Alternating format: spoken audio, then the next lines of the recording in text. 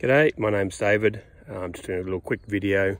I get asked quite often about how I actually grow and maintain my tomatoes in my little patch. I'm quite fortunate. I've got an old overhead polytunnel irrigation system. You can use a trellis. What I like to do is use these ties. You can buy this cord at Bunnings here in Australia. Comes in a roll. I think it's 30 or 50 meters, and I like to tie that down to the plant. So I tie it somewhere down the plant. I attach it when the plant actually grows to a point where it can't support itself. So I let it grow itself until that time, and then I just tie a simple knot and then start wrapping the cord around the stem. And as the plant grows, every few days I come down and I wind the tomato plant around the cord, and this helps support the plant and the weight of the fruit as it grows, keeps it all off the ground. But the number one thing that I do, and this is my personal opinion, I've done, we talk about laterals on, laterals off.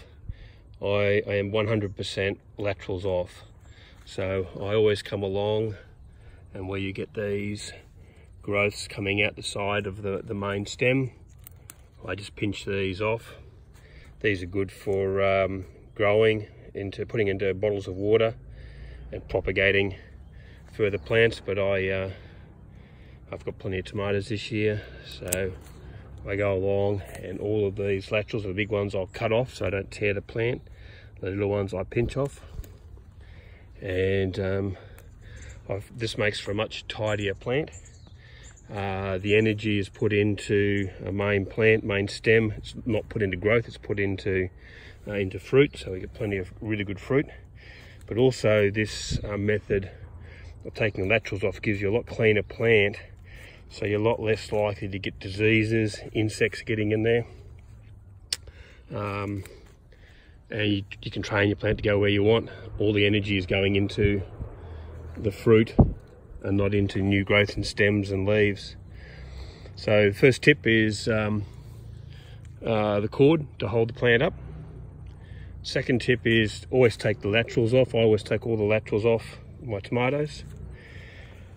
Then the third thing I like to do is I like to go along and just assess the plant. It's almost like a bit of a bonsai exercise, to go along and actually look at the plant and leaves that aren't contributing to the plant. So when you get leaves like this that are down low, they don't get exposed to sunlight. They don't look as good as the other leaves out in the sunlight. This leaf is actually not going to be contributing anything to the plant. It's actually not going to be gaining sunlight. It's not putting any energy into there. So I like to lop off these leaves so that anything that's not contributing is not drawing from the system. So those leaves come off. These other ones are all nice. They're all out in the sunlight, and they're contributing to the growth of the plant. Look down here in this guy. We've got these branches are not too bad. Sometimes you'll get overlaps of leaves, double ups. This one down here, it's not really contributing, so we're going to take this leaf off. This also gives us the added advantage of allowing air and light around the plant, which will promote better growth, less disease, less chance of bugs getting in here, and you're going to get better and more fruit. They'll ripen, just a lot healthier plant. If we come down here to a plant that I haven't tied up, haven't trussed, so this one was planted at the same time as those guys there. Here's one that we've just let it do its thing, and it is all over the place. It is just a jungle. There is some fruit in here, but nowhere near the fruit that's on the other plant. This plant has put all of its energy into growth and leaves and stems, and not into fruit. So there's basically no fruit on this plant at all. It's an impressive plant. There's a couple of fruit over here. It's an impressive plant, massively bigger than the other plant, but it's all on the ground and can't see what's going on. Typically I find with plants, when I leave it like this in this particular spot, if the fruit and when the fruit does ripen, we have problems with birds that come along on the ground, but also rodents. You get rats and mice come through and will eat the fruit just as they ripen before you get a chance to get at it. So this whole maintenance promotes rats and mice coming in here.